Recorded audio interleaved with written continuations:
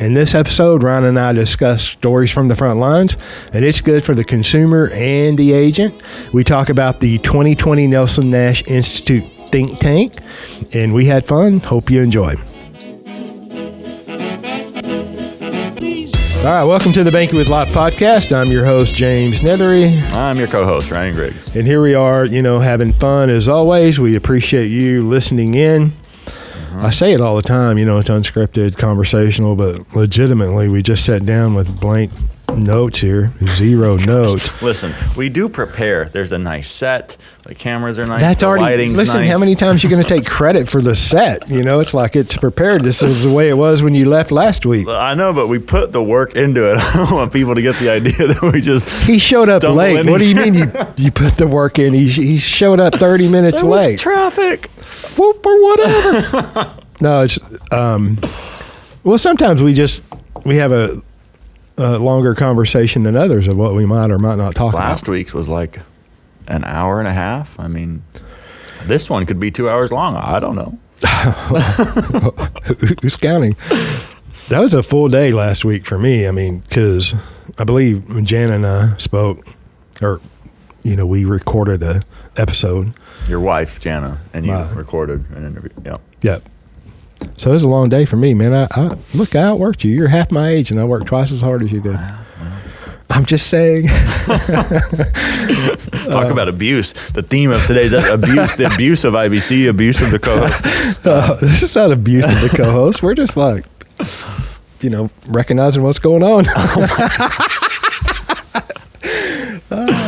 Wow. But I think that it's a good little segue there into what I think we should talk about is things that can go wrong. And different things that on the agent side, on the client side, the part of the questions that can be asked, the questions that we get, the emailed questions that people want to ask you, but they ask me instead for some reason. Well, we kind of mentioned it last week, the stories from the front lines. I think that's even going to make it into a title or a theme of something. Regular segment. I like that. I like that idea because, we talk to a lot of people on a weekly basis and a daily basis, and most of it's very pleasant. We learn something from all of the conversations and all of the interactions, and sometimes we have to learn our lessons more than once. Learn to say no. My wife, Jana, at one time, several years ago, not one time, she's done it many times, grabs my cheeks and says, James, she helps me form the word no. Like I can't say no. Julie, my sister's the same way. I give books away and give this and give that. And she's like, say no. So I'll practice. No, thank you. And it improves, when we don't speak to the people who maybe aren't ready to have the conversation and we reserve the time for the people who are ready, the quality just of the overall day-to-day interaction improves dramatically, I have found. Yes. There's an appropriate, I think we said in the past, there's an appropriate way to approach the application process to getting dividend paying whole life to implementing infinite banking. And there's an incorrect way. In fact, there's more than one incorrect way. Right? Let me count the ways. Okay, well, I like the stories from the front line because this will just fit right in. It will. And part of my frontline experience this past week is dealing with some of that abuse, some of the things that can go wrong. I think oftentimes the perception is from most people, and because dividend paying whole life is such a brand new asset for most people, starting infinite banking is something brand new. We don't have a comprehensive understanding of what goes on from the client's perspective, what goes on behind the scenes for the agent. And I think there's a misconception about just what's involved. Okay, so I have an agent and he's got a primary profession and thought that he would get into infinite banking, become an agent full time, and discovered the tremendous amount of behind the scenes work involved. And I think it's oftentimes, because we've spent plenty of hours talking about illustrations and, the individuals who understandably, though mistakenly, will say, hey, can you just send me an illustration? Just shoot me one of those over. And I think the reason I'm mentioning this is because I want to get into the, why we have the reaction we have to that, why it's a pretty visceral reaction. I mean, the question does bother me, and I'm not bothered that it bothers me. It's like, yeah, it's no, you can't because so much goes in to a proper illustration, and so much can go wrong if the illustration isn't done right? If the design of the policy has not been done correctly, there are so many different things can go wrong. But the consumer doesn't really know how to. They don't know that creates a visceral reaction, right? And I'm not triggers mad at them. Something, right? And it's legitimate that we all want to see what is potentially or what is possible. Yeah. So. No, I agree. And in fact, I'm glad you brought that up because I've going back and watched some of our episodes, and I was like, dang, I was tough on him. I was hard there. And I feel like it comes across like I'm too hard on people. Yeah, I understand. And I don't want that to come across. I'm really not that way. I think I said in the previous episodes, like, that a lot goes well. So much goes right. Yeah. But there are those bad apples or those negative experiences, and we highlight them because there's much to learn from those negative experiences. And so, but I think it takes a lot of airtime. It feels like I'm beating people up or beating agents up. And sometimes I am, and sometimes I mean it, but not always, not always. I've been told my whole life, and like, James, you have a stern look, or you look angry, you look serious, and I'm always smiling on the inside. Seriously, I'm a happy guy. Then here you are, 6'10", and you tower over people. Yeah, it's somewhat imposing. Yeah. I mean, I'm just saying that sometimes, you come across, or I come across, more intimidating than I really am. Or we mistake assertiveness for aggressiveness or passion. Whenever it's okay to be the light, we should be the light. This is what's right. This is why it's right, and by golly, it's okay to point out the darkness or what's wrong. That's exactly right. And I have some clients, we'll have, and I do this all the time, and I shouldn't, but I'll go over my set time with an individual. One of my people, go run clear over that time. I hate doing that, but at other times I don't, and it's like, I had one of my clients, I think he's in New York, New Jersey, one of the two, and New York. Mm-hmm. Yeah, and so had one of that I love the New Yorkers. I just don't like the New York. Never mind. I love New York. I love all of our clients in New York, but my gosh, they're almost anti-business. They're anti-capitalist. They're anti. Yeah. And anyway, okay, so. Have a client out there, and ran clear over the time. Really great conversation, right? First call of the day. Or you wouldn't have ran over the time. Oh yeah, exactly. Really great conversation, and at the end of it, I'm thinking back. I'm like, was I a little too tough, or a little too direct?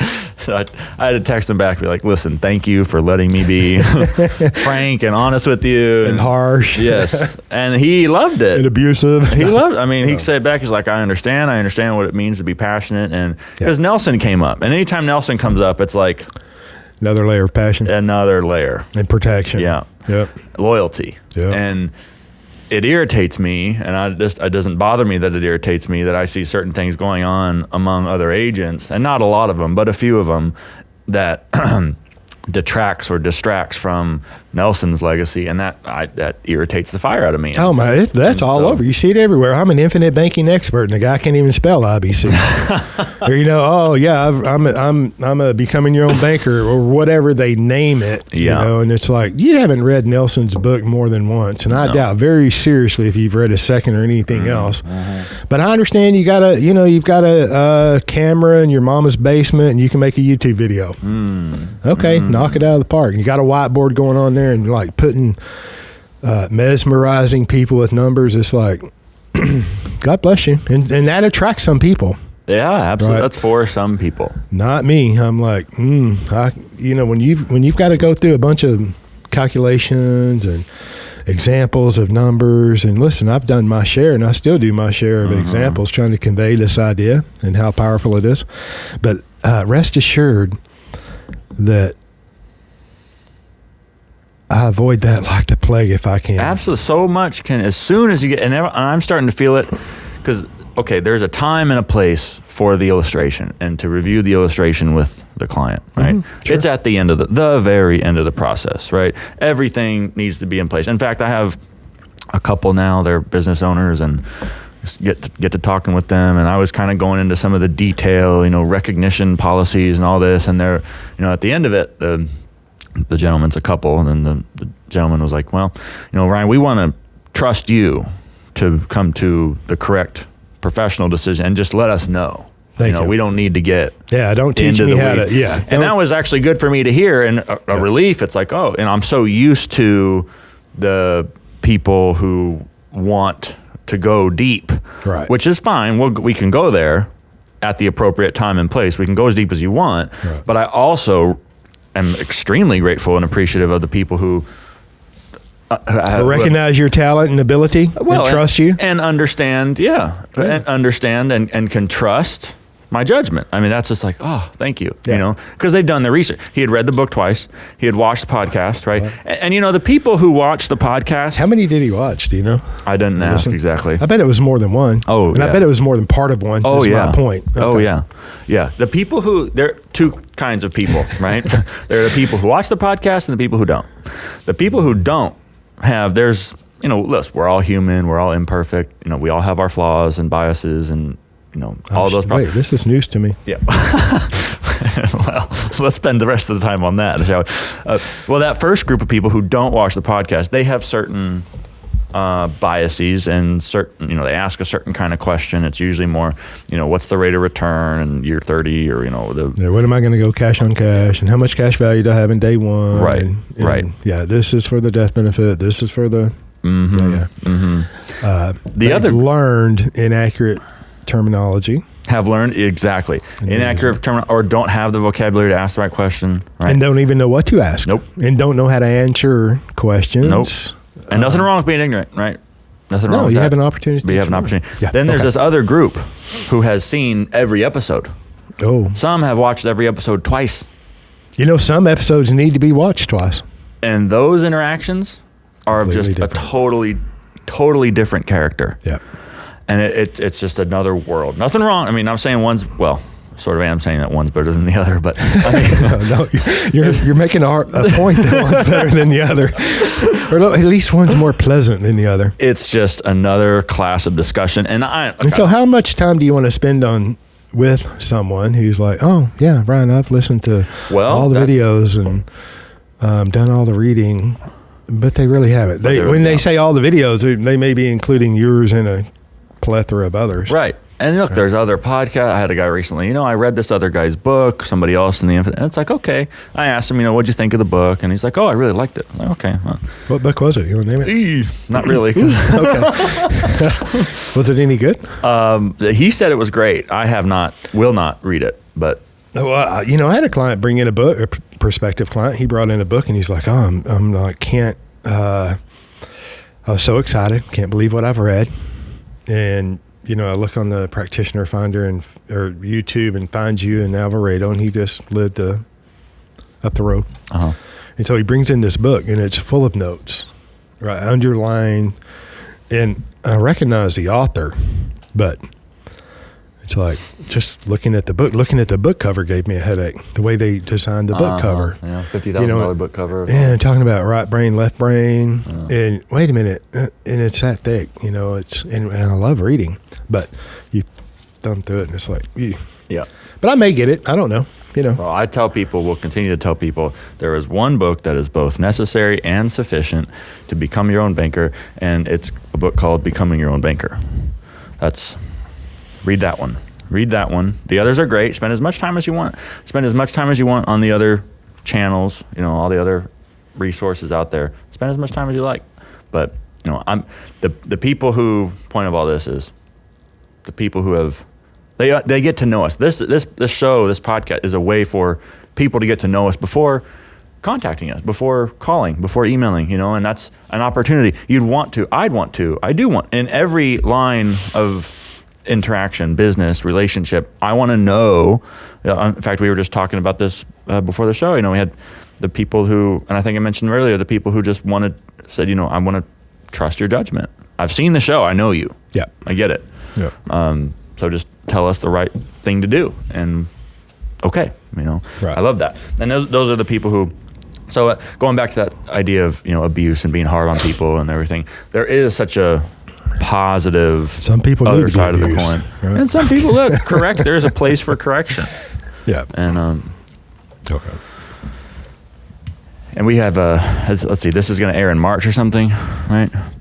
So this already happened. The think tank, the February 2020 think tank, and it's like here we are recording in January. So, like, do we talk about it or not? Because it hasn't happened yet. Let's just break it out, because we can talk about what it's. Well, by the time this is released, we will have spoke at the think tank, and then we will be talking about what we talked about. So this is kind of weird. I think it's okay though to give a little glimpse, but I'll highlight that we are both speaking. I mean, I think that's kind of nice. Thank you, David Stearns, for that. Yeah, thanks for the invite back. Right, it's good to be invited, but better to be invited back. Right. This will be you spoke. I spoke last year. I'm speaking this year. Will have spoken by the time this is out this year. I think I've spoke 3 or 4 times in the past. Needs to be more, but that's. Well, and I'm probably gonna win some friends and influence others. So what will you, by the time this airs, have said in Birmingham? What give the crowd a little glimpse? I'm gonna talk about the very basics, right? and I think part of that is Nelson made it very simple for us, right? I mean, forester by education, he had the ability to think long range, and he's seen the value of that. And in forestry, classification is a very large part of his forestry work. Mm-hmm. He used to say it all the time, and how important it is to properly classify things. And then, he bought his first life insurance policy at age 13, or his daddy did. At age 14, his daddy gave it to him and said, "Here, boy, this is yours." And then, he bought others at 20 and 21 when Mary married him. And he did pretty well in real estate. Mm-hmm. And he was a life insurance agent in 1964. And he was an Austrian economist. I'm just saying the boy knew something about life insurance. Yeah. The boy knew something about cash flows and leverage with real estate. And he knew something about fractional reserve banking and economics. All right. Okay.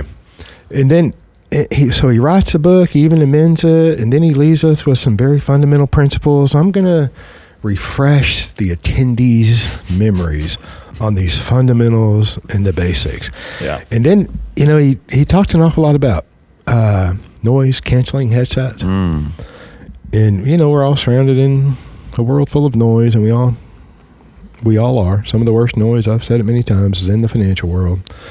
And so from the practitioner standpoint, so as we go to the Nelson Nash Institute and, talk, we're mainly speaking to current and future potential practitioners. Right. Okay. So industry, if people don't know, the annual they call it a think tank. It's really the annual conference for Nelson Nash Institute, authorized IBC practitioners who have gone through the program, right? The practitioner training program. You did an online course, you passed that, you went through a mentorship deal, and now you're a practitioner. You can find the various practitioners on the agent finder at infinitebanking.org. And a little side note, for people who find us there, go over to my website, fill out the form there if you want to get in touch with me, because the form, I love it's very nice that they, make it, that the board makes it possible for people to contact us through that agent finder, but it's a very weak form there. Just be very clear about David, that. you got an opportunity to improve that, sorry. Let's just be clear. Okay. They make that. That's what that is. That's what that annual conference is. That's what we're talking about. That's where, by the time this has aired, you'll have spoken. I'll have spoken. And I want to say. Well, go ahead. I want to say you're in a very unique position, and I think I've mentioned this before, but you're in a very unique position. My thing to you, as we were working on your talk, was that there are certain things that I think only you can bring out and highlight and say, right? Because, first agent through the program, right? Through the practitioner program, very close to Nelson for a very long time. And I think there are certain things that you, in your experience, that you actually lived through, that make it such that here we are in 2020, there's only certain things you can say, and the people there need to hear. I need to hear it from you, from them. My God, I need to say it, and they do need to hear some things. So, well, thank you for saying that. Yeah. I appreciate that. It's encouraging. Well, and I say it too because I know that my agents, my agent partners, the people who partner with me, listen to this too, and as for them, I have them in mind when I say this. It's like, pay attention. It's just like I need to pay attention, but. I try to, but well, you're a very good student, and I pride myself in being an adequate student. I read, but I'm gonna spend some time on the noise, not only the noise in the financial world for their prospective clients and the general public. I'm going to talk about knowledge and the level of knowledge that I would encourage the practitioner to strive for. All right. Because if you don't have the knowledge, this is my opinion, what I've come to believe, if you don't have the knowledge and the understanding of the subject and what's going on, you can't properly classify things or recognize what's going on, then we tend to become dependent upon other things, whatever they may be. If my mama's not going to kick me out of my basement and force me to go get a job, then I'm going to become dependent or stay dependent on my mama. I'm just using that as a bad example. Listen, I've been to some of your YouTube channels, some of you followers. All right, and I can go up and see what you subscribe to. And this is mainly for the people that, I might have to cut this out. But some of the people that what do you call the trolls? The people that come on, if you troll our channel, I'm going to find out who you are and where you're coming from. And I see all the game videos that you play in your mama's basement. I'm just saying, quit it. Okay.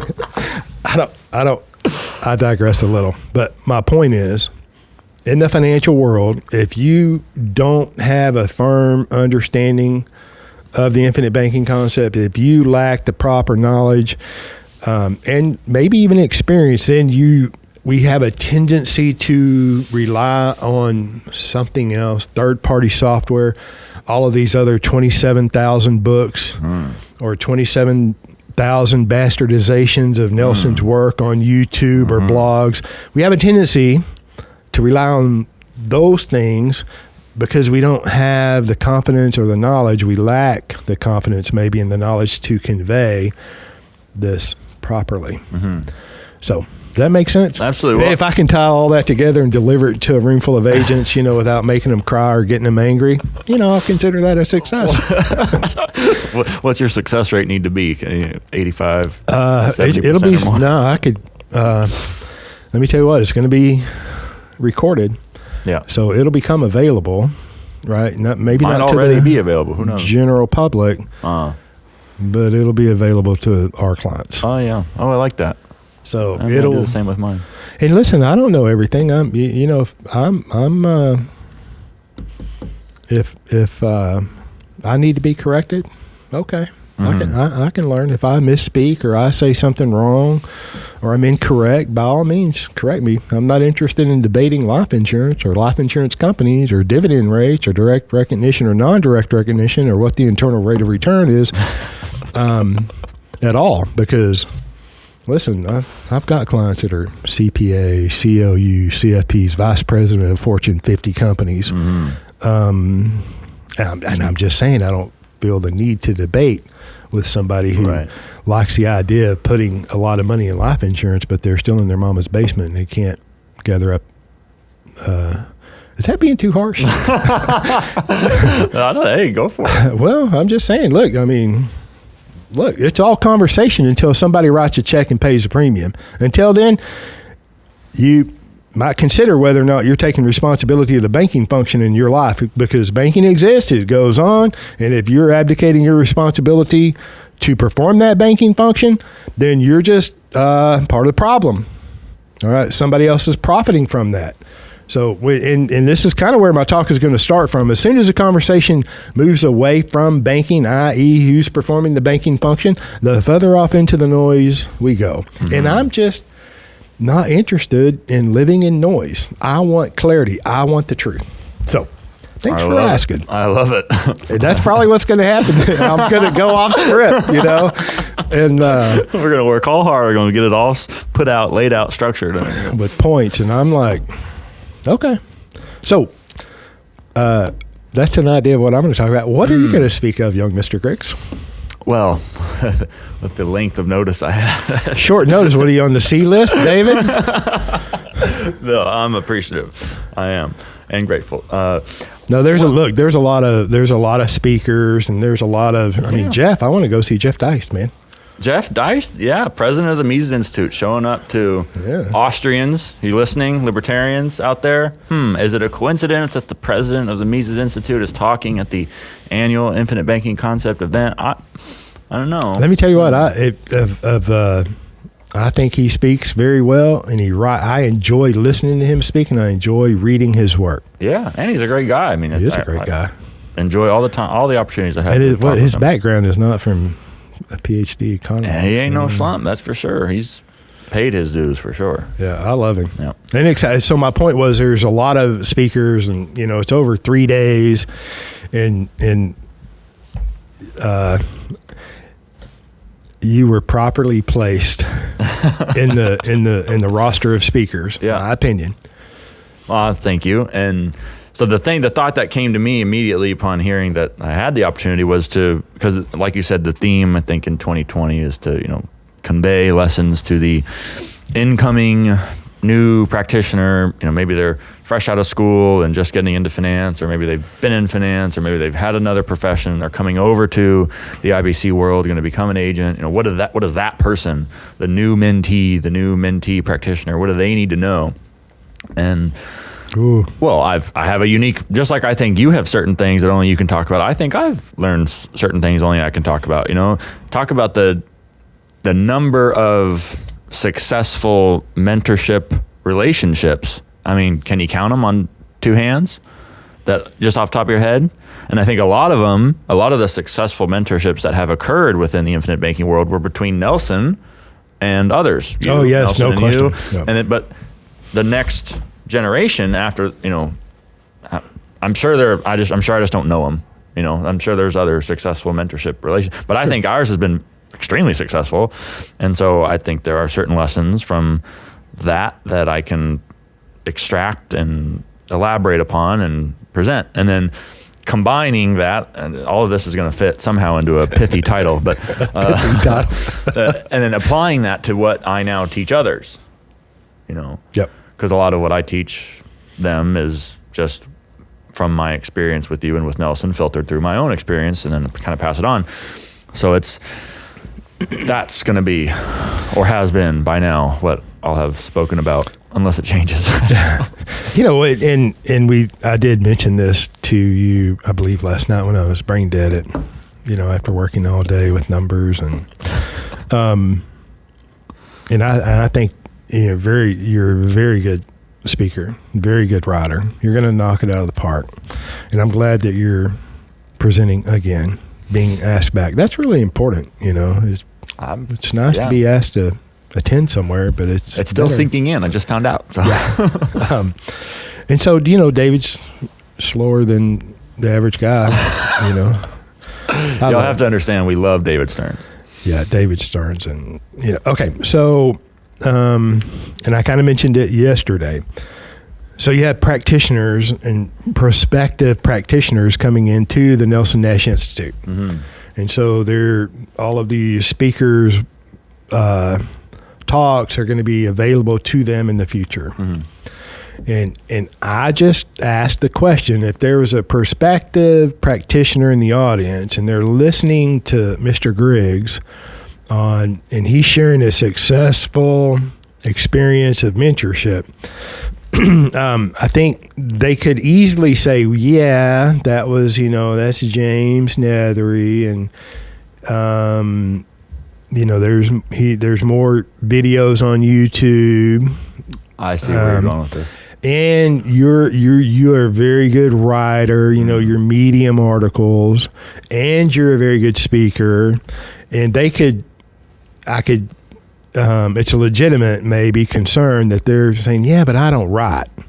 Or I don't have a podcast that's like growing by leaps and bounds organically, right? That people love and engage in, right? Yeah. And I don't, I don't speak as well. I'm not a PhD student. Yeah. Yeah.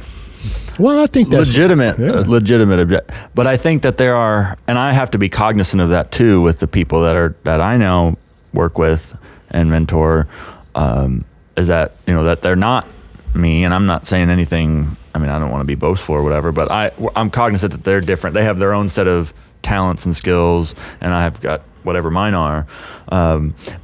So I think that beneath all that, there's a still important lessons and things that people can do to approach the business, which is why I think, that structure, the structure of talking about successful things from our relationship and successful things that I now feel I have going and pulling lessons out from that. I think that structure is going to allow me to speak about some of the other deeper things that are not dependent upon who I am or who you are or who works with me, So we'll get into things like staying true to Nelson and becoming your own banker and the value of that. We'll get into things about the marketing and the approach, our philosophy to marketing, what that means for the way you approach the business, the way you approach talking to clients, the way your relationships develop, and the relationships you even enter into. Right. Yeah. And again, encouraging, which I had to learn, and which is so I want to help them understand it, developing an understanding of their value, right, of their own worth. So I think I underestimated, still do, the value of what's really being done here, of what we're talking about, of what this will mean for somebody. And it gets a little heavy talking about stories from the front lines. Had a conversation with the guy, same one I mentioned earlier. We're sitting there talking about what's going to happen 40 years down the road and what that cash value number means, right? Oh, that gets heavy quick. And I'm like, this is your one policy, your first policy, that number right there. There's an appropriate way, newsflash to everybody, there's an appropriate way to use an illustration once all the education's been done. And I won't get too far into it, but one of the things... Preach, brother, preach. Yeah, well, one of the things that can be done is you can look out into the future.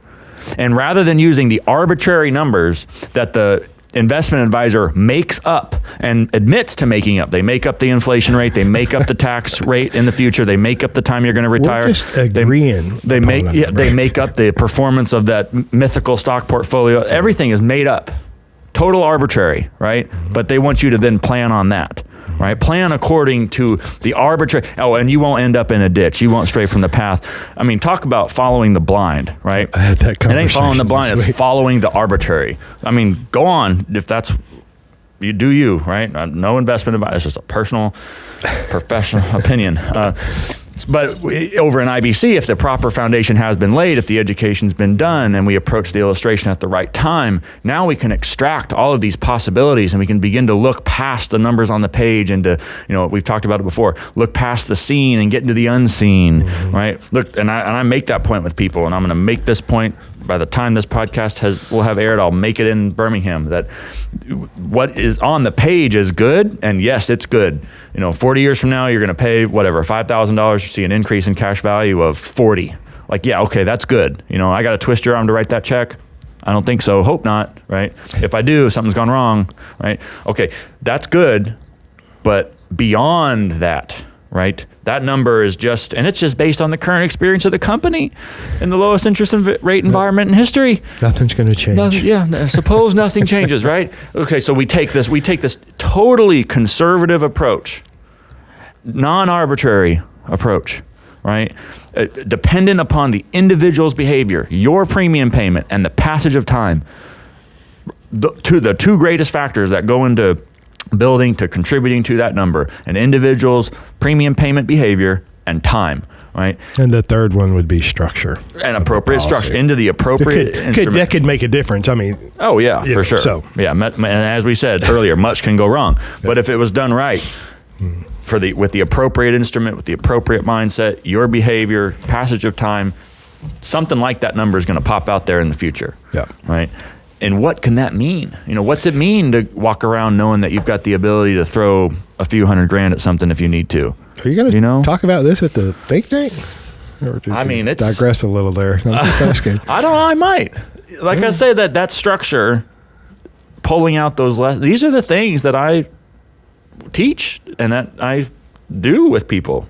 Well, and I think that conveying the worth, conveying I'm telling value. you that the knowledge. See, you have the knowledge and the understanding of the subject to be able to teach at that level. Yeah. Right, and you have the level of knowledge and understanding to be able to teach a teacher, which is a minimum threshold of knowledge, of levels of knowledge that a practitioner should have.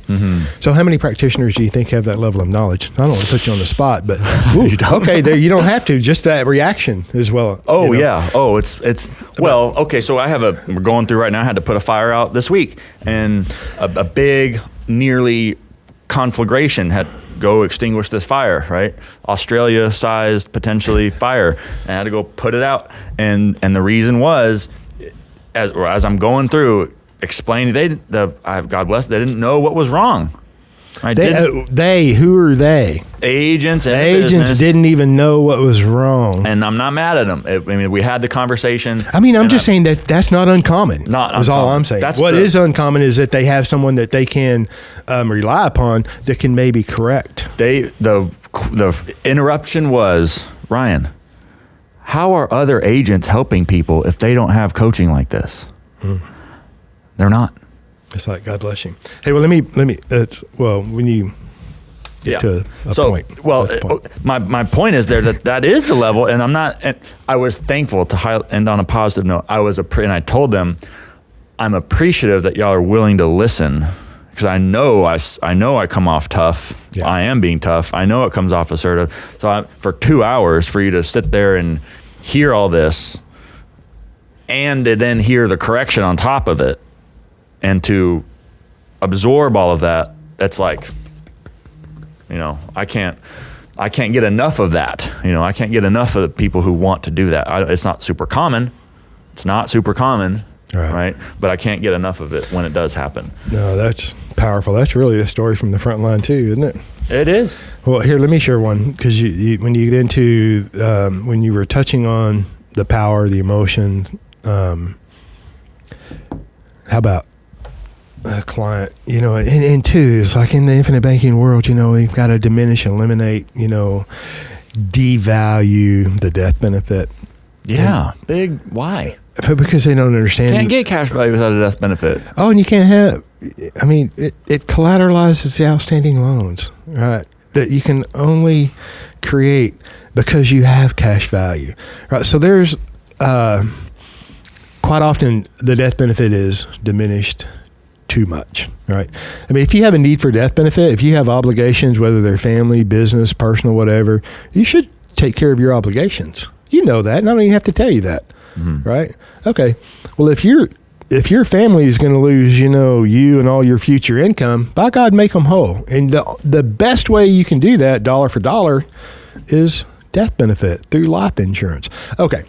How about this? A client 7 years ago, 8 years ago, super preferred rating, passes away unexpectedly. Oh, it's a tremendous, not a whole lot, but they make plans. They're going to buy real estate or do whatever they're going to do, automobiles, and has all these outstanding loans, and they're being paid for. Right. Well, when he graduates, that's a honking income tax-free windfall. And what a tragedy. Horrible. Right. And they're a young couple, or they were a young couple. He was a young man. And I'm just saying now, and they're right in the middle of doing these things, part of which was buying real estate, and here's now a single mom with children, and she's like, James, I don't know if I should go through with the closings, and I'm like, yeah, that's what y'all laid out to do. By all means, do that. Y'all are doing that together. This is just the next one, and by all means, keep doing that. And then, my point is this, that you, with the correct foundation, You can build any structure on top of that you wish. Even if things go wrong or as unplanned as they tend to do, or maybe they're better. Things turn out better than you thought. Right? My point is this, they laid a solid foundation, and now we're going to go right into practicing an even distribution of age classes, wealth transferring from one generation to the next, because they worked with an educated agent advisor that was knowledgeable in the subject, the infinite banking concept, becoming your own banker. They were knowledgeable in life insurance because that's what we're using for the infinite banking concept. And then proper terminology, so there's clarity, no ambiguity or disappointment in the future. All right. And because they followed through with what was laid out as well. Right. So, my point is this, when the foundation is laid correctly in face of the unknown future, and the future is unknown, I know you're going to get a PhD, and I think I know when, and I think you do too, but it's still unknown in the future. Right. Things don't work out as we plan all the time. And so when and that's my point. For the third time, I'm going to get around to closing my point. When the correct foundation is laid, the unknown future can be addressed boldly. Yes. Right. So now think about this. And this is part of the reason, the admonishment on the advisor and the agent to know the subject well enough so you can do it correctly for yourself, for your clients, for their families, for the generations that you won't even have the opportunity to meet necessarily. Right? Just think how many people Nelson affected that he'll never meet, right? In 2 or 3 generations from even now. Okay. Forever. The lessons that will continue on for as long as the human race is ticking. Right. So if I'm going to sacrifice 1 year, or if I'm going to sacrifice the unknown future for 1 year, whether it's in the first year, the 5th year, the 7th year, the 10th year, it's like the thinking is flawed. Okay, and let me tie this together with, if I'm not competent, if I don't have the knowledge, and then I'm dependent upon this third-party software or this to do the work 15th different book or this 37th bastardization of Nelson's work because it's all on video. The guy had a camera, in his mama's basement. I just love saying that. I don't know anybody in their mother's basement doing videos, okay, except for those 2 trolls, right? I'll rein it back in, but... Well, let me say what I have found more and more in speaking with clients. That's why I need points too. This is so I wouldn't get off track. I could come back to it and close it up great. like I think this is why we shouldn't have points. They just get to go. I've found more and more with clients is that I've got to explain to them the value of what they've done. So okay, I know who their kids are. And I'm talking to them, but I know who they've given me that information. And let's say I don't know, make up a name, Bob. So let's say the kid's name is Bob. Yeah, Bobby. Last name Murphy?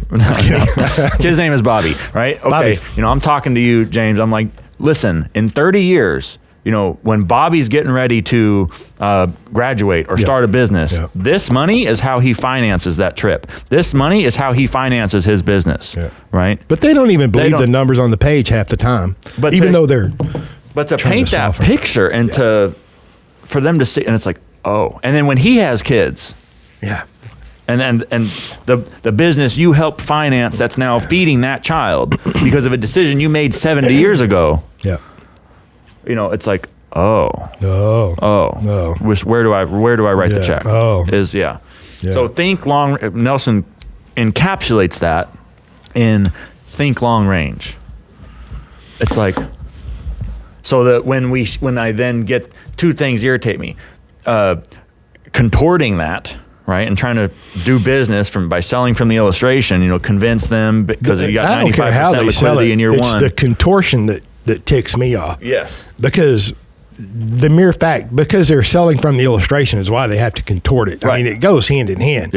But the mere contorting of a policy is you're sacrificing a beautiful product with unbelievable characteristics to make sure that transaction happens. Yeah. To make sure they get paid. Yeah. And then they'll tell you, and I think we talked about it last time, this IMO recruiting stuff that you get, come in and make your money fast. It's like, hey, Mr. John Q agent, that's going to be a problem in the future. And whenever you hear, oh, it's not my problem. It's oh my God, you want to lie? Problem. Not my problem. Or the idea, I heard this a long time ago when it came to annuities and this, what I heard, and I don't mean to interrupt you, but I couldn't help myself. You're good. All right. Talking about annuities, and there's a wonderful place for annuities, right? Okay, I'm not beating up annuities, but when I heard a gentleman one time say, oh, well, annuities are for selling. They're not for buying. You're like, oh my God, where am I? I'm in the wrong room.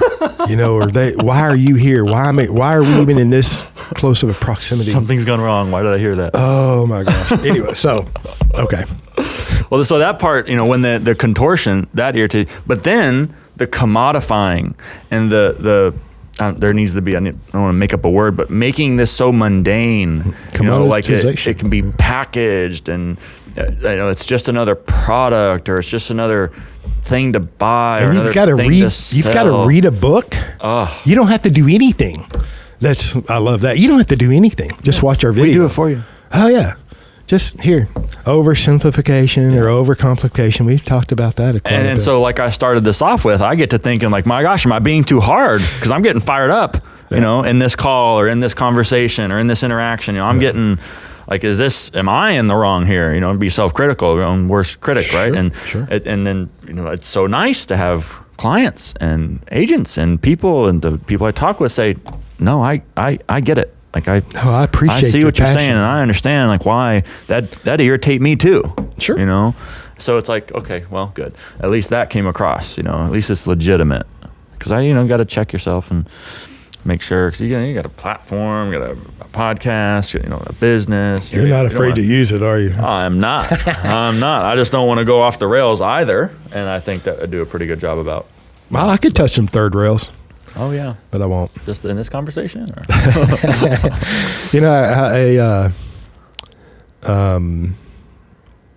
thought pass. Well, that has come to me, and I think I've mentioned it in the past. The idea of paying your dues, and how often the work is shirked. How often the work is avoided, and how easy it is to look for the shortcut or to cut corners.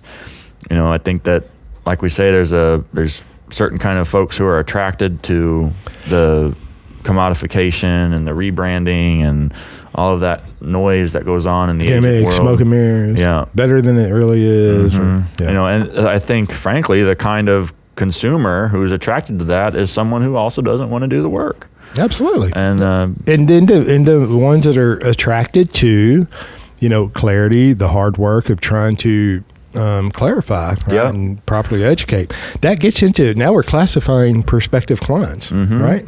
And we are. You're classified. Listen, and I want to be classified. I want to be classified appropriately. Please. But there is classification. And so I had an agent who called and, wanted advice. He's in the mortgage industry and thinking about getting over into IBC, and good. You should leave that mortgage industry as fast as you can. But there'll be a lot of people leaving the mortgage industry in the next correction. As there was in the prior. Yep. True. So good to get out ahead, I guess. Absolutely. And so, it's an opportunity. And I was explaining, I was like, listen, you're going to talk to other agents, I'm sure, and they're all going to tell you some version of what I'm telling you. I'm just telling you my experience. And he's like, no, Brian, I've vetted the other people. Ooh. I've investigated so-and-so and this person. I watched the podcast. I want your opinion. I was like, oh, okay. You want to throw out some names? I want to. I'm not going to. He knows your name. And as he was mentioning moving from the state that he's currently in, talking about the rest of the year, and I was saying, well, if I'm you, I would wait until you move. It's gonna mean more months until you get into a policy of your own, and it's gonna mean a longer time period. I'm preempting all of these, what I think are going to be concerns. And he says, no, I want to go about this the right way. If it takes me a year, I want to go about it the right way. And I'm like, okay, never mind. That's good. This is what I think the right way is. Call up David, talk about the practitioner program, ask all your questions, get all that answered. When you're ready, after you've read the book, call me back. We'll do it again. Right? That's the person. I'm sure it was all legitimate. I'm sure it was all authentic. Assume angelic intentions. I take him at his word, kind of, until you give me a reason not to, kind of deal. And so, as long as someone wants to approach things that way and approach things appropriately in the right way and usually slower than they think, I'll talk to that person. If somebody wants to cut corners, if you want to call me and say, hey, send me an illustration, just move on. Yeah. It's not good. It's not going to be good for you. It's not going to be good for me. We think in the past people have asked, what are the costs associated? What are the trade-offs associated with becoming your own banker? Can anybody do it? And I used to say, listen, if you're making, everybody's banking, even if you're spending more than you make, the money you make goes somewhere, right? Everybody's banking. And so really at a very fundamental level, anybody can become their own banker. Just put But the more time I spend, the more I see why Nelson spent so long discussing the human problems, why he spent so long. Most important part of the book. Discussing the psychological factors. Yeah, the most important part of the human problems, not those walls of numbers, right? Not the illustration. The human. I now see why he spent, because that's, becoming your own banker is not for everybody. No.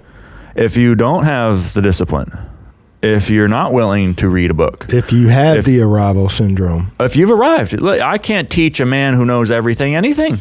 Wow, I like this.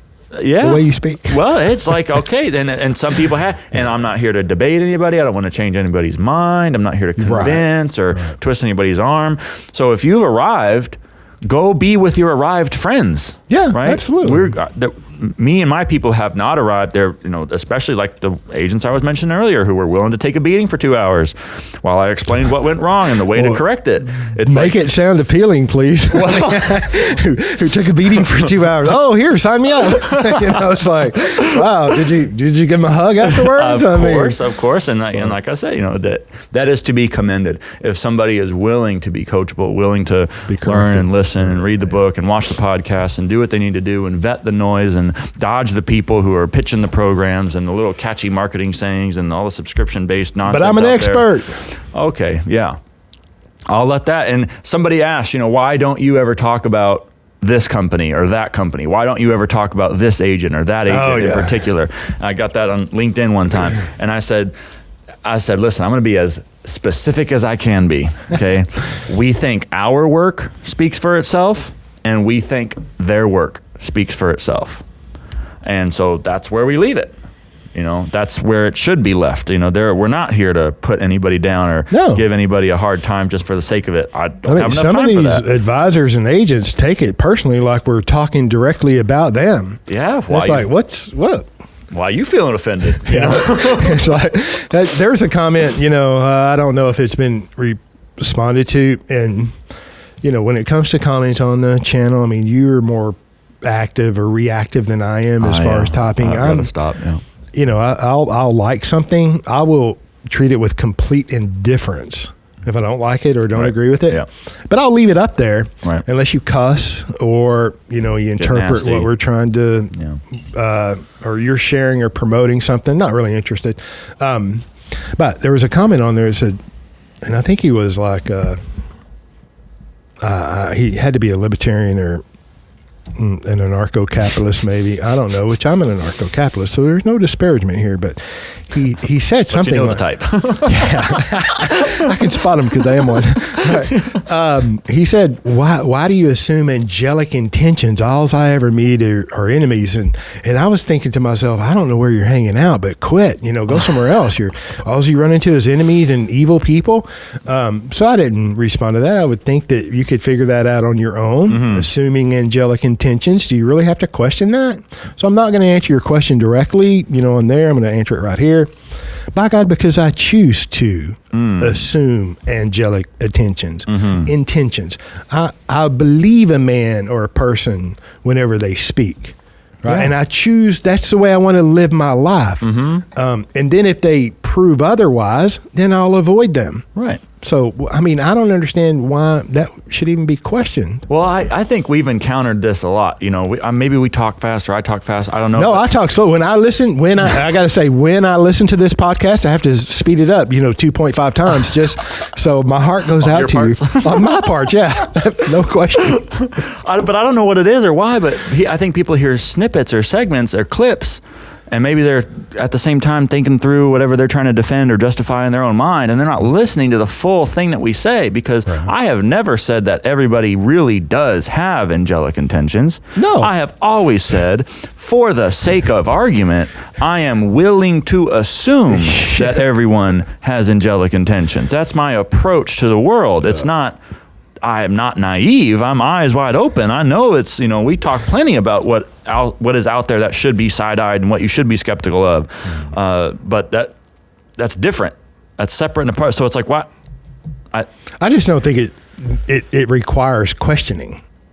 I mean, right. I mean, it's just everybody should be that way. I mean, that should be the default for everyone. Can we live in a civil society, please? Right. Well, one thing so we talked a lot about the abuse and the things that go wrong out there. The person that the type talked about classifying things, the consumer out there who my heart goes out to almost the most is someone who in the past, for whatever reason, associated with an agent or acquired a policy from an agent, a different agent. That agent's either moved on or they're not answering the phone, they've disappeared, or maybe they are answering the phone and not providing the help that the client needs. Dodging me is, quote unquote, what I heard this week from stories from the front lines. Oh, I don't even think the agent's dodging the client. Yeah, avoiding the client. Yeah. And unfortunately, probably for good reason. Right? There's probably something that he doesn't want to go near. Horrendous mistake the agent made. Yeah. But anyway. So what does that person do? I'm genuinely asking. Because the policy's in force. I mean, they've been paying. So let's say the policy's in force. Let's say they've been paying premium, and it's like, what? Now you got to. What do you do for that person? I mean, it depends on the situation and the circumstances, but you improve their situation. It's going to take all sorts of... You don't know what it's going to take, depending on the situation and the circumstances. True. And that's the way you have to approach it. But I mean, there's going to be... probably going to be painful, potentially. And pricey, potentially. It would be worth it, or there wouldn't be a change recommended. You know what I'm saying? True. So, I mean, I spend 20 minutes for everybody, up to 20 minutes with anybody, right? Including that refugee client who, comes from a war-torn country or war-torn war-torn agent relationship and is now, with this disaster on their hands. I feel for that person, but I do I was a CASA court-appointed specialist. I have charitable interests. I give time and money away for free. But can't do that all the time. And so your time is limited like everyone else's. I mean, yeah, I just feel for that because it's like, I want to help you and I want to help the many others of you who are out there. Mm-hmm. But maybe part of the problem is a lack of understanding of the gravity of the errors that have been made. And maybe, I'm glad I'm talking this through, because maybe that's what needs to be done, is to make clear how terrible some of these mistakes are, and just how bad it can be, and just how severely things can go wrong. Like if, for instance, you are told, or someone has mistakenly advised you to consistently year after year take out policy loans without a plan to repay them, and then to bet on a future mythical windfall that's going to magically pay off all those policy loans before that policy lapses. The business owner is going to sell the business someday, right? And for exactly what he knows it's worth, right? And it always brings at whatever valuation they believe it is valued at. That's, of course, the same as the market value. Of course. Yeah, and it will. Let's talk about a market value in 35 years from now, 25 years from now. Yeah. Talk about arbitrary numbers. What's consumer sentiment going to be like tomorrow, much less 35 years from now? Well, look, talking about classification, I'm going to see if I can work this in my talk some way. Okay. And how important classification is. I didn't really know, until listening to Nelson. Yeah. It's like, classification took up about that much of the volume, whatever year or particular course in forestry. Oh, yes. The workbook was... What's it called? Dendrology? Yeah, dendrology, Classification of right. trees. Classification took up 2/3 of it. It's important. Uh-huh. And I've thought about that many times, and he used to do different kind of demonstrations to make the point, right? And I got to thinking that classification is very important. And I just thought the other day, and I ran this by my lovely wife, Jana, and she's like, yeah, you might leave some of this or that out. All right. Just think how important classification was when God gave Noah the mandate to gather up the animals. Oh. Clean animals by 2. The unclean animals by 7. Classification, clean and unclean. And then he said, bring them male and female. A secondary classification. Now just think, if Noah would have got that wrong, what our zoos may look like today. I mean, think about that. Classification is important. All right, and I'm just making a point. Have you ever, considered that's good. the importance of classification? Correct classification. Yeah, I mean, and so it applies. Correct classification is important. And my heart goes out to the consumer that's trying to vet the idea, and they maybe whatever their experiences have been, good, bad, or indifferent, but now they're looking at the infinite banking concept, and they're trying to make sense of the numbers, and they're I've heard the concept. Oh, I get it. I've listened to the 5-part book series that you and Ryan have done. I've got it. I don't need to read the book. No, yes, you do. Oh. Okay.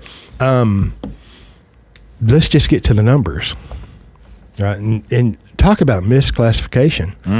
If you don't understand the concept, you don't, and I've said it many times, if you understand the numbers, it's like you understand what's going on in the concept, the details don't matter.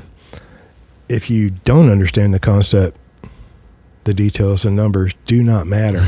And so you want to make a decision based on these numbers, and the concept is like, you're groping for the concept. Yeah, what concept? It's like, my gosh, you can bank with anything. You can bank with anything because banking is a process. It's not a product.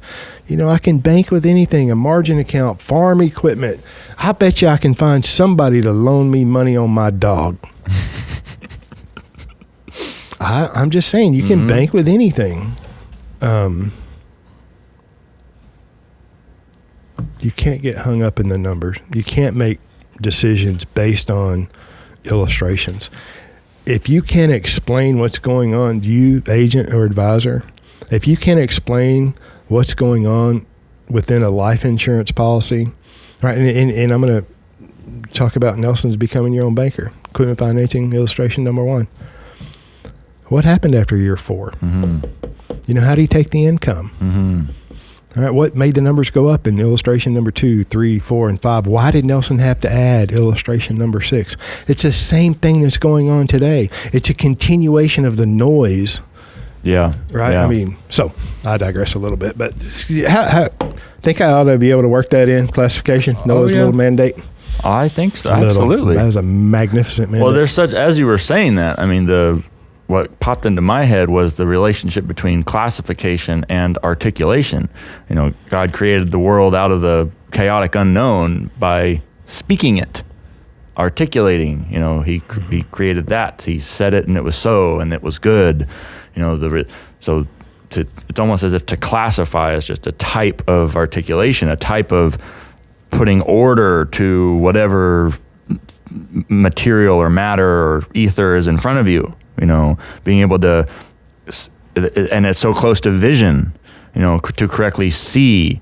Like seeing is so closely bound up in perception and correct articulation and identification, and then we can call that classification. And in trees, it's dendrology, and in finance, it's you've got these different terms for different things, and it seems so fundamental and it's so easy for people to jump over, but it's so necessary and integral to properly understand. I mean, so much of what I do in the economic stuff, the difference between a capitalization strategy, building capital, and investing.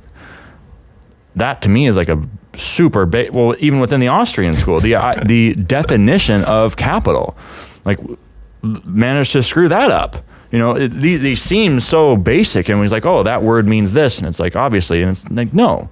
What do you mean by banking? checking and savings account? No. We mean a certain thing by banking, right? Is it online banking? Infinity banking? Velocity banking? Yeah, words matter. And then we can see that manifest in different areas. And one way in which it does manifest is in the marketing in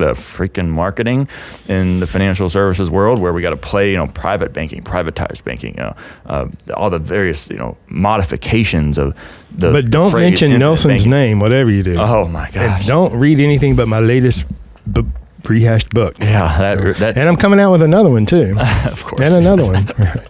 Yep. Wait, I'm as soon as my ghostwriter gets back to me, I'll have written another one. Listen. You just write a chapter, okay, or you write the forward, and we'll say that you wrote the book and put your. Picture on the slide the check over here. We'll put your name and right here. Oh, Ryan, no, wait. We want you to write these articles. We co-authored. Yeah, we co-authored it. Yeah. We want you to write an article, I mean, you had to sign your name on the check, right? You wrote something, right? There's your co-authored piece, right? Yeah. There's your part of the book was paying for it. Or Ryan, we want you to write these articles. You write don't worry, your name's going to be on it. Oh, yeah. But then we'll promote you. The other agent who pays not.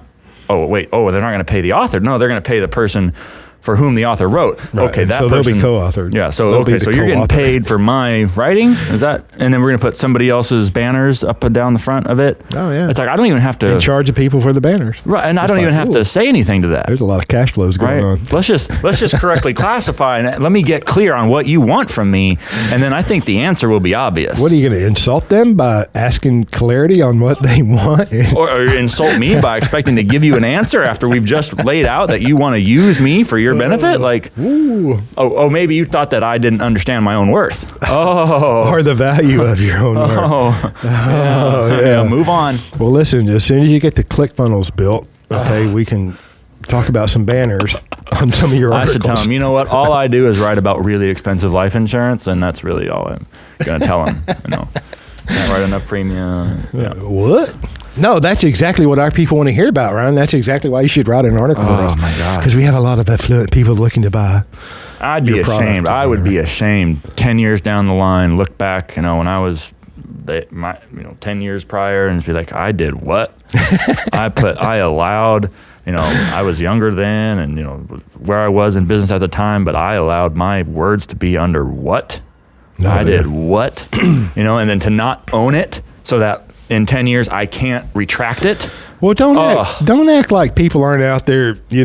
I have seen, like in the Banking with Life DVD, I have seen sections of that ripped and reposted and in a book, right? In a book, transcribed, and then they're members of the Nelson Nash Institute and they're practitioners. So it's like, they're legitimate because they're a Nelson Nash practitioner, but then they have that kind of character. It's like, no. And then I've seen your articles verbatim out of Medium being rehashed.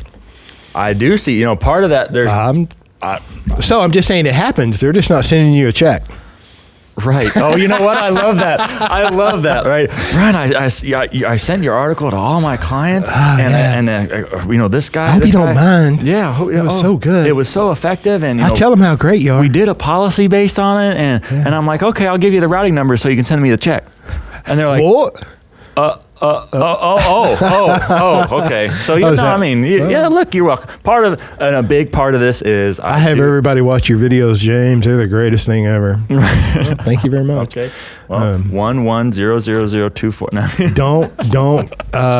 Don't interpret anything I've said if you want to point out where I'm wrong, but don't try to improve anything with your clients on what I've done either. So James is pretty good. It's the same thing. I'm not trying to give myself any props or people are going to do what they're going to do. They are. I'm just saying, he's wrong here and I'm going to make this better. And I was speaking with a gentleman yesterday, a real estate investor, and he's all geared up and excited, and he talks about this. He said, James, have you ever heard of this, whatever it is, XYZ? And I'm like, no, but pretty much. And I'm on the phone and with him, and so I'm Googling it up while I'm talking to him, and it turns out same old thing. And I'm talking to him and I'm like, well, you're going to be able to do what it sounds like he's promoting, but you're going to be able to do it where you're controlling the risk, because he was a real estate guy, right? Mm-hmm. And you show them how to use the infinite banking concept, the life insurance policies, how you integrate it with that and all the entities, and how it becomes an operating account, sinking fund method. I mean, so I pull up this website. You know, the guy was not in his mother's basement. He did have probably a 4K camera, because it looked good. Yeah. And he's talking about how he's taken this idea of universal life and indexing and improved it. And it's always, you know, I've studied something for 3 years. I took a sabbatical, and I've studied with all the masters. I've taken the best from I've taken the best from Kiyosaki. I've taken the best from real estate. I've taken the best from Nelson Nash. I've taken the best from this and the best from that. And I put it together for this great improvement. I mean, and you see it over and over. Yeah, well, Nelson he did it his way, and we've just made it better. You know, we just made it better. I mean, how many times can you improve something that's pretty damn good? Is my question. And he only developed it over, 25 years? I mean, but yeah, I improved it in the 3 months that I spent. He bought his first life insurance policy when he was 13. Yeah, his whole lifetime. You're right. You're absolutely right. Became an agent at 1964. His brother was already an agent, paying $18,000 in premium in 1980. And I've said it many times, this is a legitimate question. That's over $50,000 in annual premium today. Who do you know that writes a $50,000 check for life insurance every year? I know some of them. I'd like to know more of them. So they're mostly my clients. No, I'm kidding. There's a lot of people that do that I don't know. I'm just saying, we typically don't know a lot of people. And so how are you going to improve that? I mean, you're going to speak better English. You know, you're going to get a higher degree in forestry. Are you going to write more life insurance? Or are you going to have more life insurance cause to be written than Nelson Nash? Are you going to convey his idea simpler than he did, in a more straightforward, clear fashion than 92 pages? I mean, I'm not saying it's the end all, be all, and you can't improve anything. You can improve yourself. How about that? I can improve myself. Both of us, yeah. Right? I don't feel compelled to improve Nelson's work. And I don't know. It ticks me a little bit, or it makes me want to avoid them anyway, the people who do. Oh, yeah. And that's why, you know, those kinds of phone calls, it's like, I'm getting to the point. I'm less and less interested every day in all of that.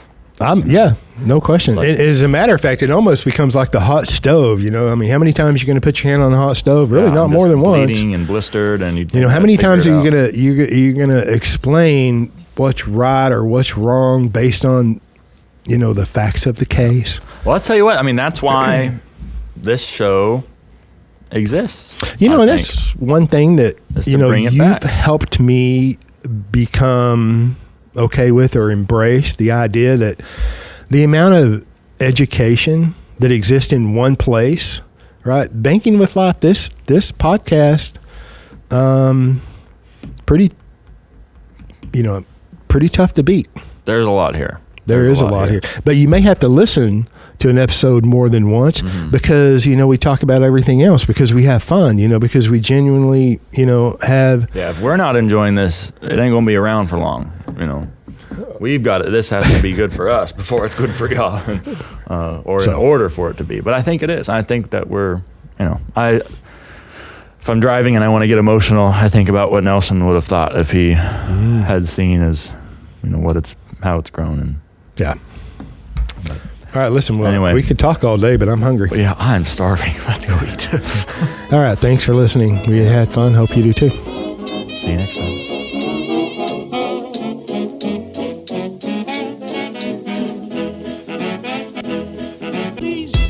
Thank you for joining us on the Banking with Life podcast. If you're watching on YouTube, make sure to like and subscribe and click on that little notification bell.